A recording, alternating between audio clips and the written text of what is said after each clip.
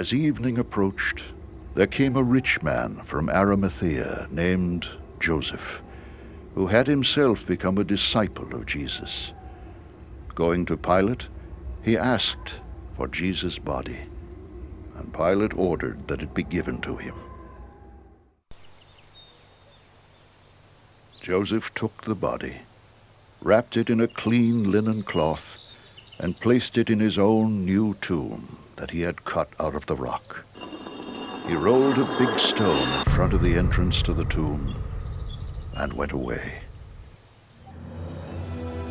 Hello, I'm Emma Brown. Welcome to this major discovery. Join us as we take you on a journey to discover the great missing rolling stone from the tomb which Joseph of Arimathea cut out of his own new tomb. And when they looked, they saw the stone was rolled away, for it was very great. Mark 16:4.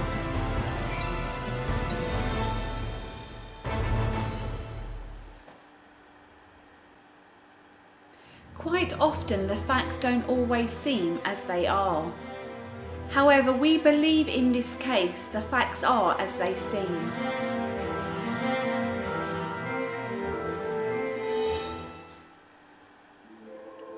My husband Simon, having studied and being fascinated with the Garden Tomb in Jerusalem and making a documentary on this subject in 2007. Our search for the tomb of Jesus.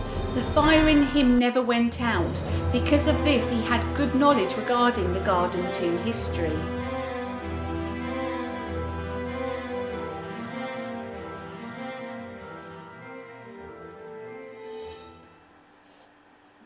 If you're not aware of this story, there is a tomb in Jerusalem called the Garden Tomb, which was believed to be owned by Joseph of Arimathea. He was a wealthy man and owned a garden with a tomb cut out of the rock. Also contained in the garden was a wine press and one of the largest water wells in Jerusalem. Inside the tomb were cut out two sepulchres where the dead were laid. To the front, we see the weeping chamber. The mourners would be women. And on the right, here, a low wall hewn from the rock divides the room. Below, a pillow has been cut out of the rock, and beyond, an unfinished tomb, perhaps intended for Joseph of Arimathea's wife. Next to this rich man's garden, embedded in the cliff, is a feature of a skull.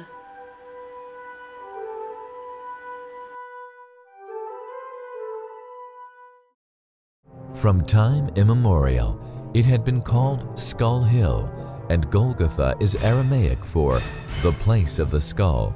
If we look at the site from here, we can clearly see the shape of the eye sockets and the nose. Just outside the old city of Jerusalem, near a popular entrance into the city called the Damascus Gate. That the site where Jesus was crucified and where he was buried was outside the city walls. Now, you may say, so what? Well, this is what amazed us. The garden, the tomb, the wine press and the water well, which must have belonged to a rich man, were all next to the feature of the skull and were all written down in the four Gospels nearly 2,000 years ago. We have no doubt in our minds that the Garden Tomb is a replica of the Gospels, but many believers still disagree. Scholars generally agree that the Garden Tomb is not the site of Jesus' burial.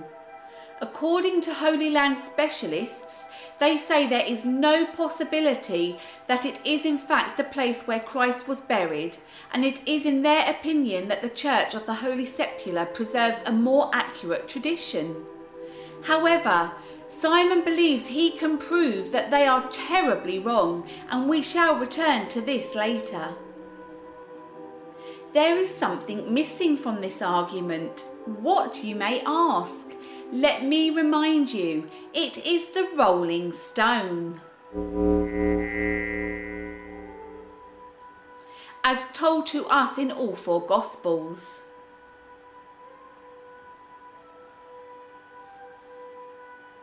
Just in case you're not familiar with the story, the Gospels tell us that after Joseph of Arimathea claimed the body of Jesus from Pontius Pilate, he laid the body of Jesus in the new tomb and rolled a large stone over the entrance. 3 days later, the Gospel of Matthew tells us, the two Marys went to the tomb to anoint the body of Jesus. When they arrived at the tomb, they saw an angel roll the stone open and sit on it. After the Sabbath, at dawn on the first day of the week, Mary Magdalene and the other Mary went to look at the tomb. There was a violent earthquake, for an angel of the Lord came down from heaven, and going to the tomb, rolled back the stone and sat on it. So where is the large rolling stone? Why is it not at the garden tomb? Who took it and why? Now, for the first time in nearly 2,000 years, we will prove to you in this film that we have discovered the missing rolling stone. But will you believe? At least I ask you to please hear our story and then make up your own mind. We believe you will not be disappointed if you approach it with an open mind. In the new year of 2011, ideas kept popping into Simon's head, and one of them was to update his website with videos. As he did this, he came across a video of Christians pushing a great stone, and as soon as he saw this, he nearly fainted. Instantly, he believed it was the famous missing rolling stone, to the garden tomb told to us in the Gospels. Simon couldn't stop staring at the photo of it. The more he stared at it, the more he was convinced it was the stone. It looked like the right size and it looked like the same type of rock. However, the thickness was impossible to tell by looking at a photo. He knew that the channel in the garden tomb where the stone would have rolled down was just over 1 foot wide, because he had measured it in his previous documentary in 2007. If this rolling stone in the photo he saw was thicker than the channel, it could not be the one, so it was time to do some research. He sent an email to the monastery asking, "Please, do you know where this stone came from? And do you know how old it is and why it is there?" 2 days later, he received an email from them saying it was found in an old village and was used as a fortified door for a monastery. But here was the exciting bit.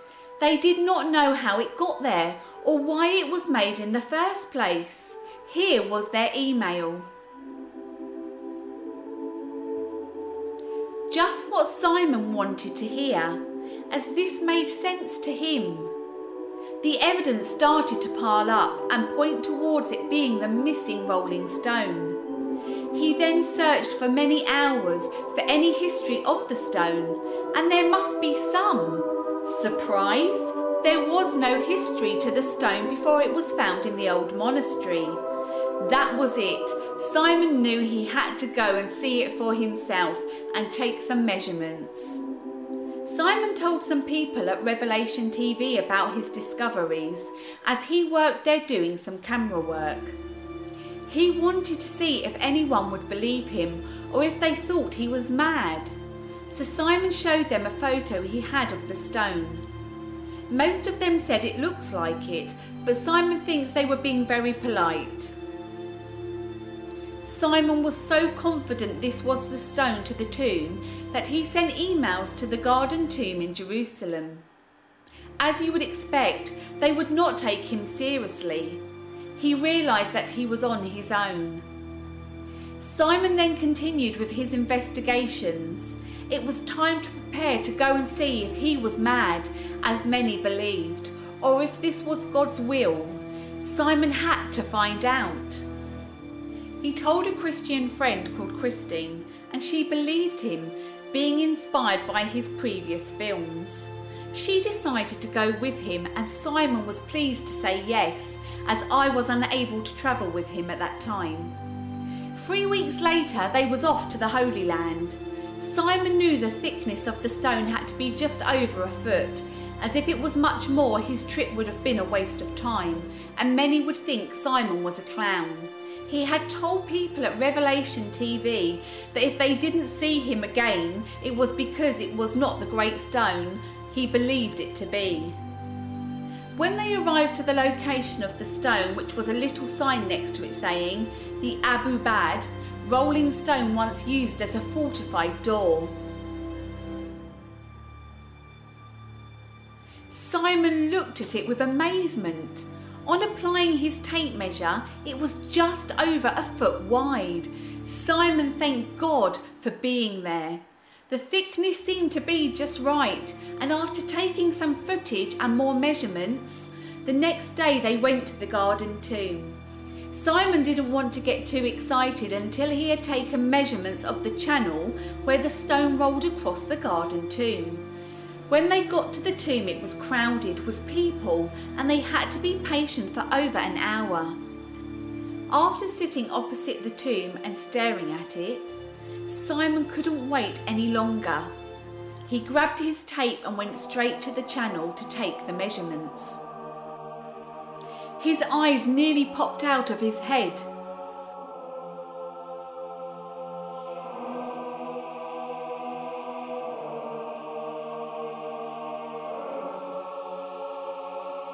The width of the channel was around 15 inches wide, and the rolling stone was also around 15 inches wide, give or take a few centimetres each way.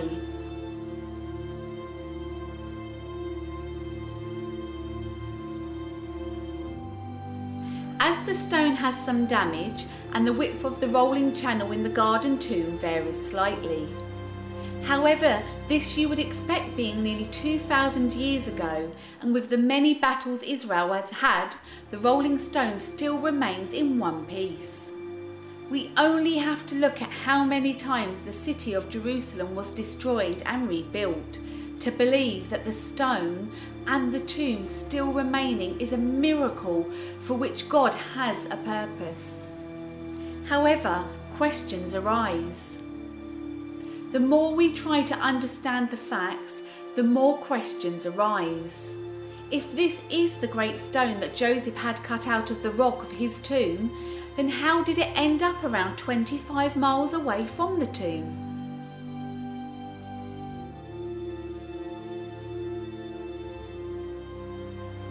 Also, why would this great stone be taken from its original place? Let me tell you. A word comes to my mind, Byzantium. The Byzantines left an indelible mark on their lands, and you can see their influence in the cities and their architecture.